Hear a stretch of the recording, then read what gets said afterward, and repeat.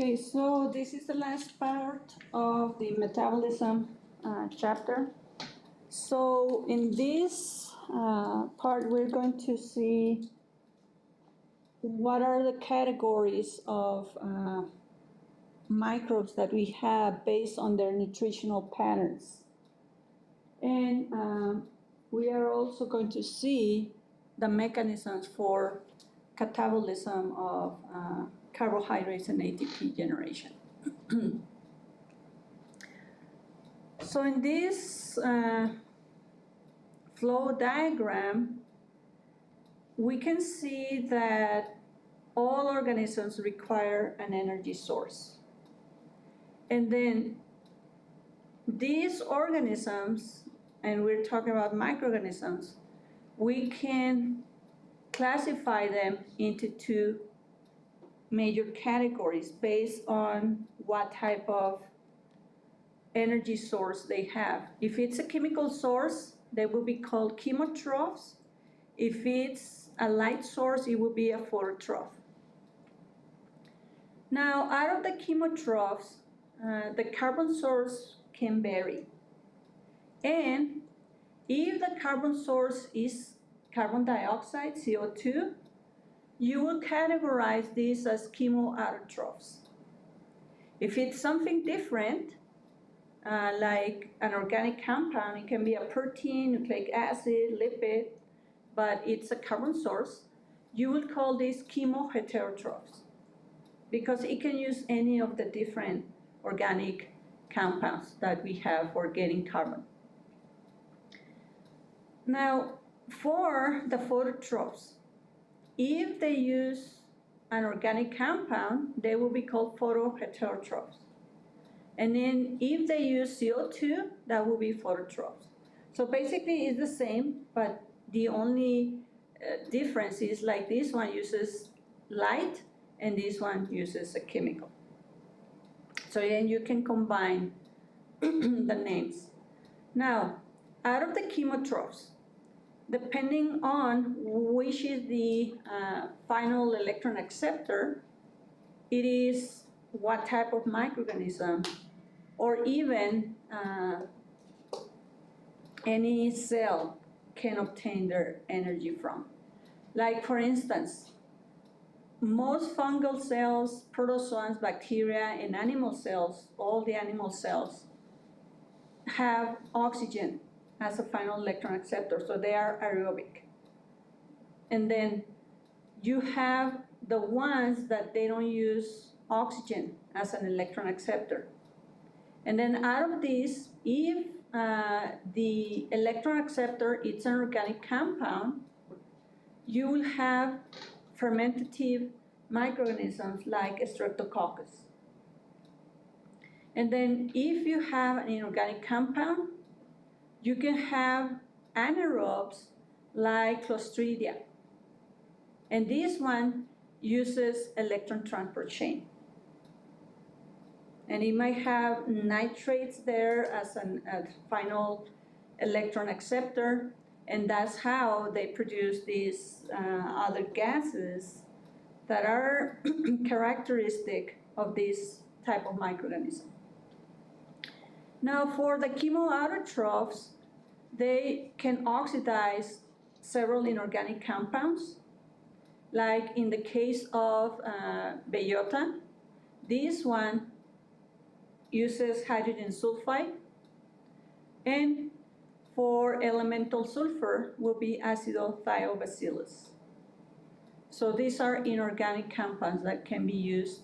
As well, you have nitrates like nitrosamonas, nitrites like nitrobacter, and then you can have iron, which is also used by thiobacillus. So thiobacillus can not only use this elemental sulfur, but also can use iron. So sometimes they're a little bit more flexible, and they have greater chances. The microorganisms that they have a little bit more of one, or well, that they have more than one molecule to use as an energy source, they have greater chances of survival than the ones that only uses one. And also, some soil bacteria can use carbon monoxide, for instance. So these are all chemoautotrophs because they use CO2 or an inorganic compound. Now for these photoheterotrophs, so we have some bacteria that they don't use sulfur and some that they use sulfur. So in this case, these photoheterotrophs, they don't use sulfur, and we have two types, one that it has some chlorophyll pigments into it, like chloroflexus, and this is classified as green non-sulfur bacteria. Other ones, like these Rhodopseudomonas, they are purple, non-sulfur bacteria. And then we have photoautotrophs here on this side. So those were the photoheterotrophs that they use organic compounds. And then these photoautotrophs, they can either use water to reduce CO2 or not. In which case, which photoautotroph use water to reduce CO2? Well, these will be plants and algae or cyanobacteria. So these are oxygenic microorganisms. So they produce oxygen, but they need water. And then they reduce CO2. So they convert this CO2 into part of this, the carbon, they use it as to make carbohydrates for us, at least the plants. And now for the ones that they don't use water to reduce CO2, so we have an oxygenic photosynthetic bacteria that can be classified into two types. Green sulfur, like chlorobium, or chromatium, which is purple sulfur. And these bacteria, they use sulfur. But one is purple, the other one is green.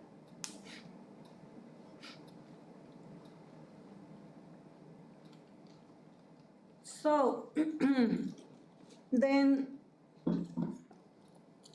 phototrophs, they use light energy to drive ATP production.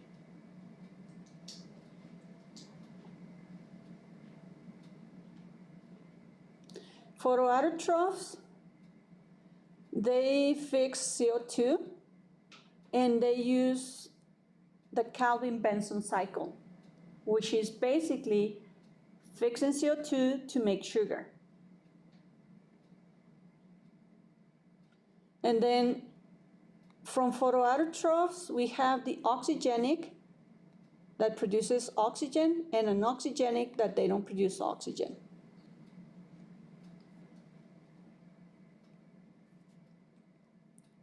Photoheterotroph, they use organic compounds as a source of carbon, and they are anoxygenic. So in this case, we don't have oxygenic bacteria. And again, just like as the chemoheterotrophs, they use these organic compounds to get the carbon, and these can be proteins, they can be, of course, the amino acids that we have in the proteins, they can be lipids, nucleic acids, whatever they find in the environment.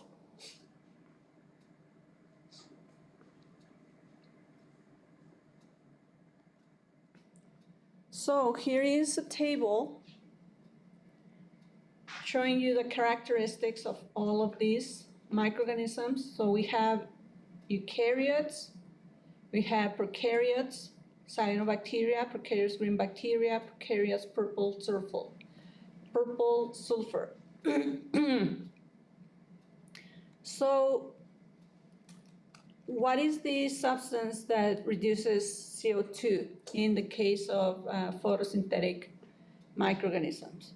So in this case will be hydrogen atoms from water for both eukaryotes and cyanobacteria. In the case of the bacteria like green bacteria or purple sulfur, oh my gosh. So will be sulfur or derivative compounds of sulfur. Hydrogen gas can be as well.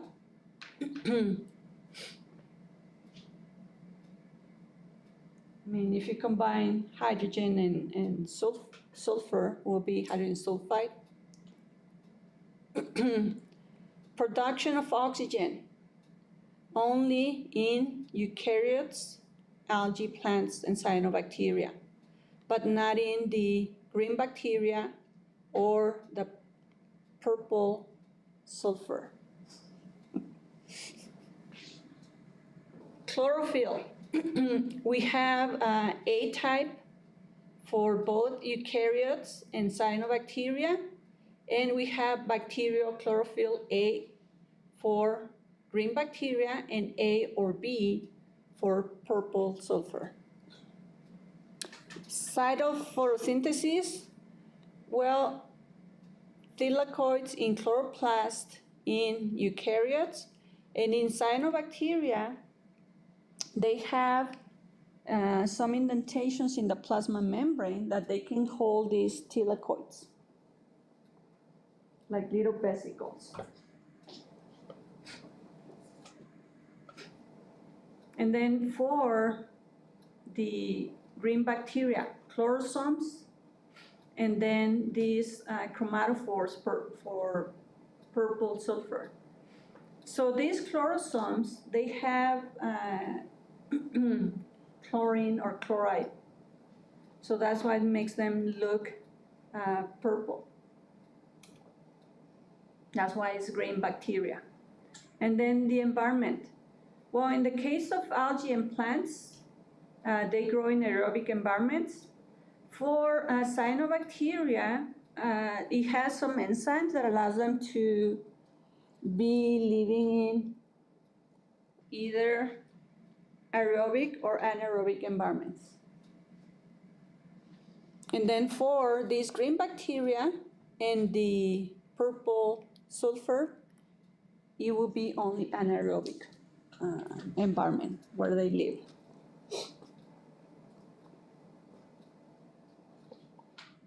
So those were photoheterotrophs. Now for chemoautotrophs.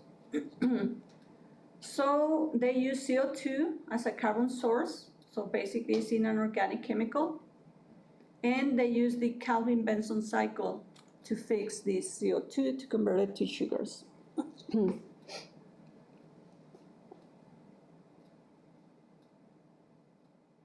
Now, one of the uses of this, it is to basically make pentose sugars, like to make their RNA, their DNA.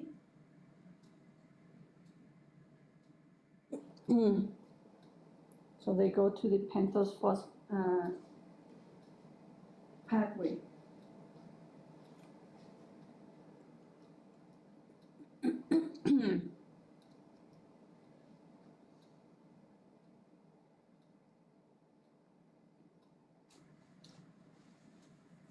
So chemoheterotrophs, they obtain energy and carbon from organic chemicals, and they are medically and economically important. So these are one of the ones that can be used to make drugs in some cases.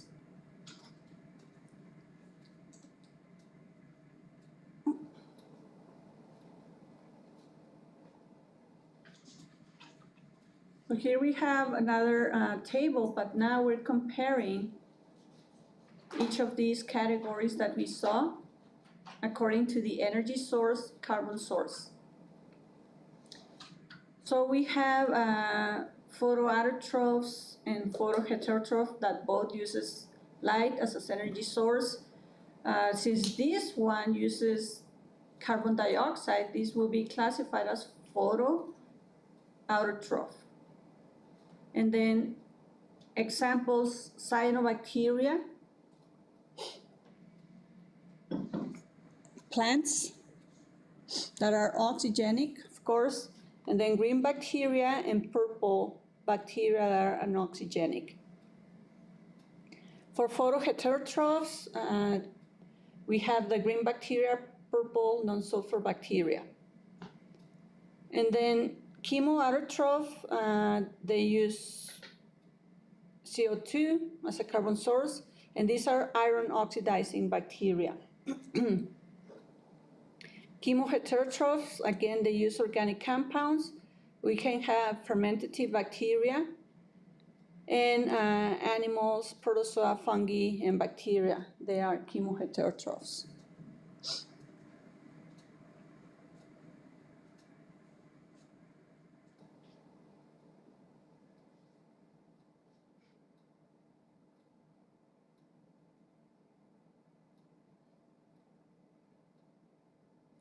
So, question, almost all medical important microbes belong to which of the four aforementioned groups?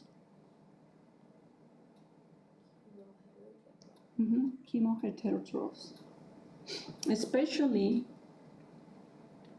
fermentative bacteria, along with these protozoans, fungi, and the other bacteria that can damage our organisms.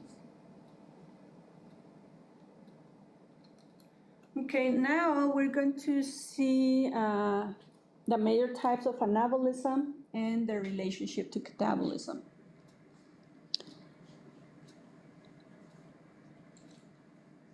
So, to produce polysaccharides, microorganisms, they can use intermediates of glycolysis like glucose 6-phosphate, and then they can phosphorylate some of these molecules to form glycogen. That's for bacteria. And they have this enzyme, ADPG.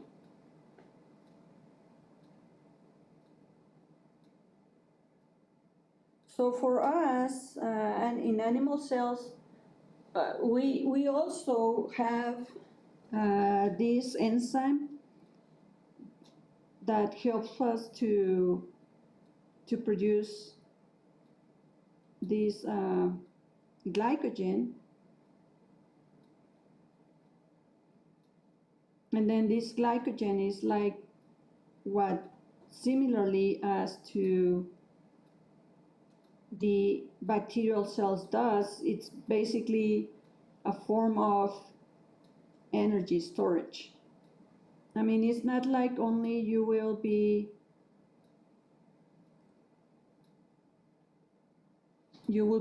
using these molecules, you have to accumulate them too. So they just have a change in the nucleotide. So this one is adenosine, this one is uridine, the phosphoglucose for both.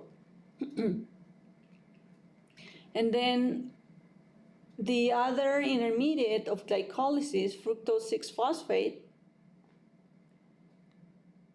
can be either made into peptidoglycan, which is part of the cell wall in bacteria, but can be converted into UDPG.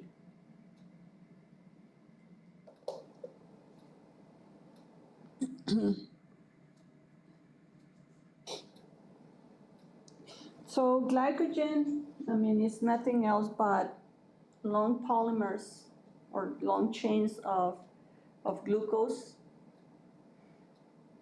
And again, this is like a savings bank for animal cells, bacterial cells, and even plant. But of course, in plant is not glycogen; it's a starch. And then for the biosynthesis of simple lipids, so glycolysis stays as the central part of providing molecules to store glycogen or to start forming lipids. So again, we have this intermediate glyceraldehyde triphosphate that will be converted into the hydroxyacetone phosphate, and this one will be made into glycerol.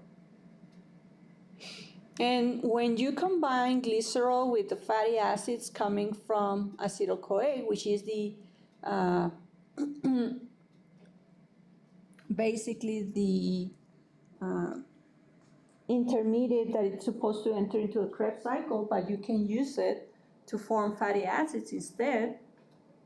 So in this case, when you combine your glycerol with fatty acids, you can form simple lipids, like triglycerides. And these triglycerides can be stored, or you can even make these phospholipids. All you have to do is add phosphate groups, and then you can form plasma membranes in the case of bacteria.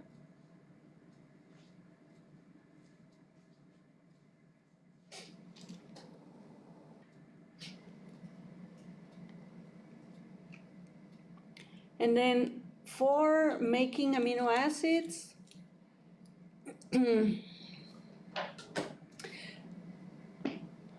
so we have the pentose phosphate pikeway, and then we have intermediates within the Krebs cycle that can be either aminated or transaminated and or to form amino acids.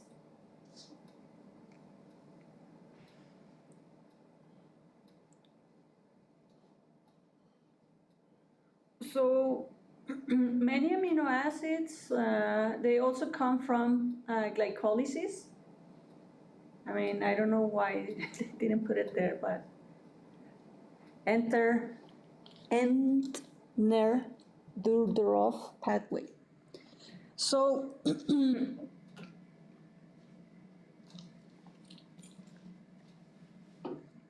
we can also have, in some cases, kind of a reversal, like some of these amino acids can go back into these pathways to help to form new amino acids, or to plainly be made into ATP, which in general, no matter if it's a bacterial cell or if it's an animal cell, is not the preferred way to form ATP. Because amino acid molecules are a little bit more complex than carbohydrates. That's why, one of the reasons. And then you have, as well, a lot of uses for amino acids that are more important than carbohydrates, including making enzymes, making channels, things like that. So it's still a source of energy, but you leave it to the end. And then basically, when you have amino acids available and you want to form a polymer, of course, you form a peptide bond. So you remove hydrogen ion from one of these carboxyl groups, and then OH, hydroxyl, from the amino group. You dehydrate basically these amino acids, you put them together, you form a peptide bond. And then if it's one of these non-essential amino acids, and you need to form some of them, all you need to do is just exchange these amino groups, and then you end up with an organic acid. You put another molecule there, these are groups, sorry, and then you form a new amino acid. So this is the process of transamination, that it can go in both directions. So here you have glutamic acid, and then here you have oxalic acid. So if you exchange molecules, like in this case, you will have aspartic acid. So if you move these and you put them here,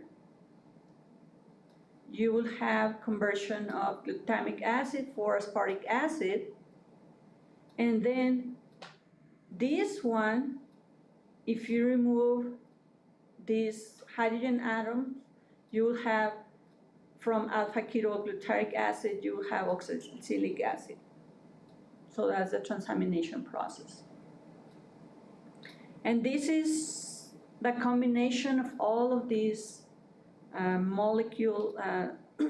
these pathways, and how some of them, they can be used to make these nucleotides. So glycine can come from this phosphoglyceric acid from glycolysis. Glutamine can come from the Krebs cycle. Both of them, they can fit into this pathway to make purines with these enzymes that there are for making purines. You even have a salvage pathway for purines.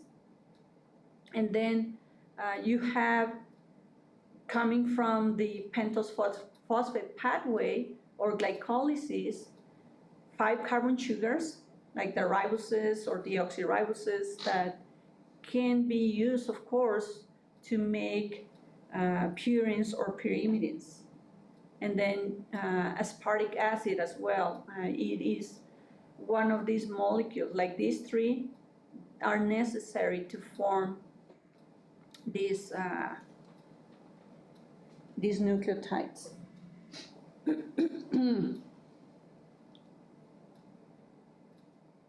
Any questions?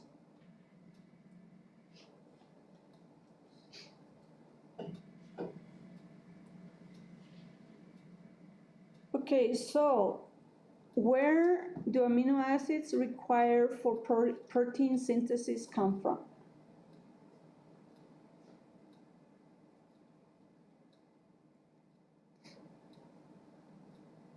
From which pathways can the amino acids come from? Krebs? Mm-hmm.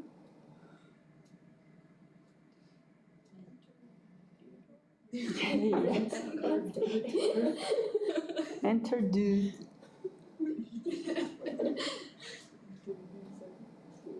I think people stop using that now because it's much easier to say glycolysis. Yeah.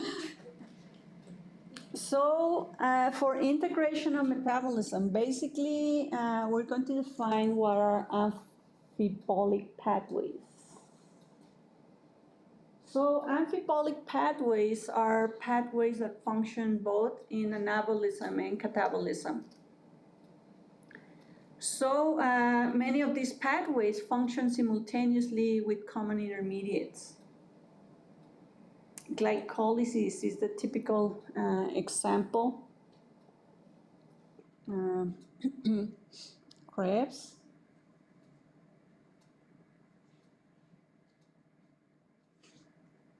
So here we have some amphibolic pathways. So why they're amphibolic? Well, because it can go in both directions, feeding each other. It can be used for catabolism or anabolism. So acetyl-CoA will be the intermediate, and actually this intermediate can extend beyond like going to make sugars, to fixed with, in the case of some microorganisms, CO2 in the Calvin-Benson cycle. But these fatty acids that come from acetyl-CoA, of course, are used to make plasma membranes and all that. So no matter if it goes in either direction, either you can get ATP from Krebs, or you can feed into other pathways and you can store energy, like in the case of glycolysis. Amphi means both. So it can be anabolic or catabolic. And then you can see here as well how amino acids basically can fit into the last steps of enter-deutero pathway. So anytime, of course, and I bet you know this, I mean, it's nothing that is new, but basically anytime that we use amino acids, lipids to form glucose, this is called gluconeogenesis. When you use glucose to form glycogen, that's glycogenesis. It's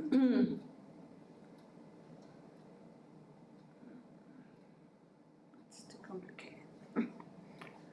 Okay, so now let's look the animations. What can they teach us?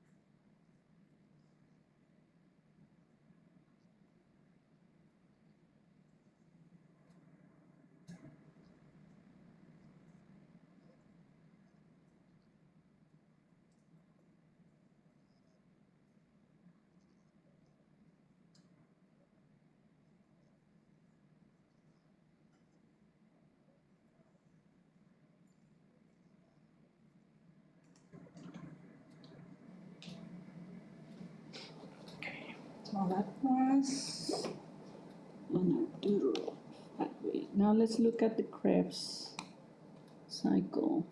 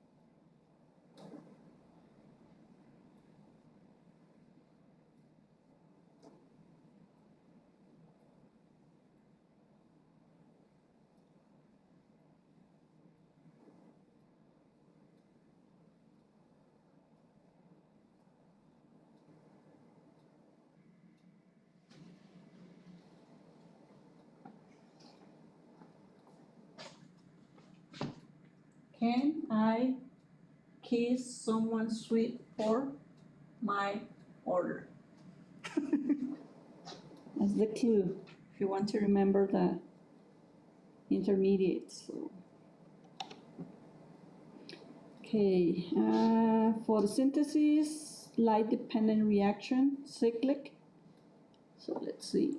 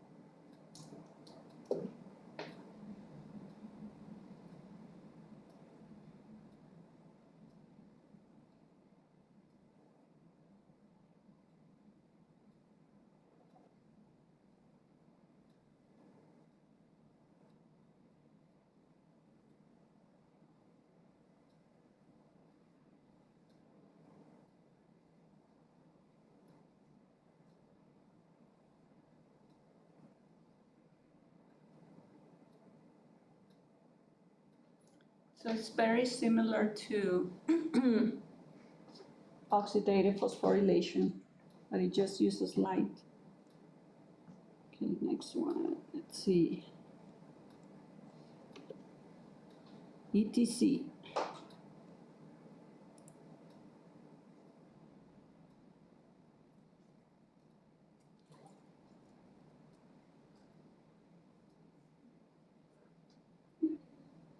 Sense, right?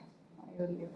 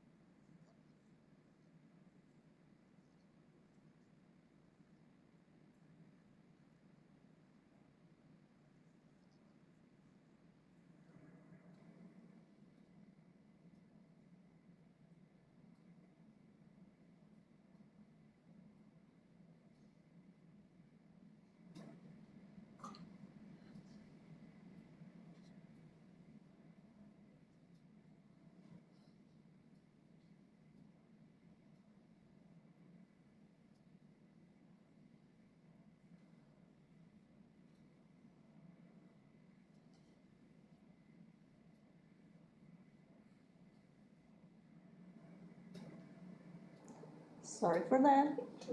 Totally out of place. Oh, I mean, I didn't even know. But it was a chain, right? From here to here to here to here. AI generated maybe. AI cannot beat NI. So, okay, so cyclic, non-cyclic reaction for photophosphorylation.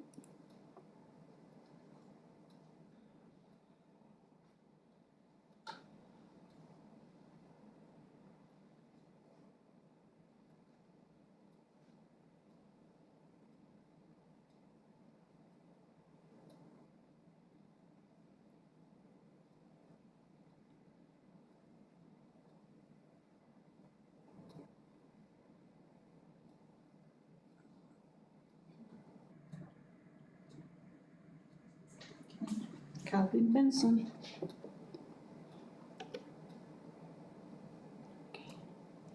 Now, this is going to be the complete Calvin Benson cycle.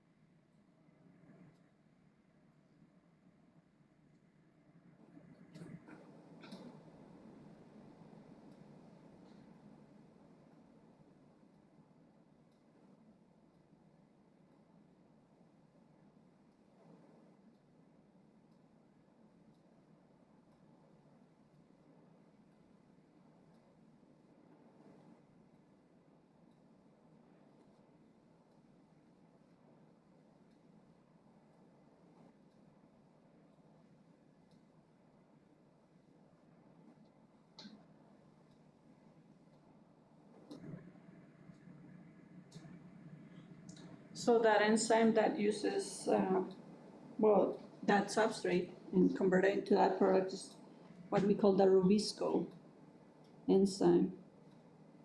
And I think we already saw that before, so that's the end of this chapter.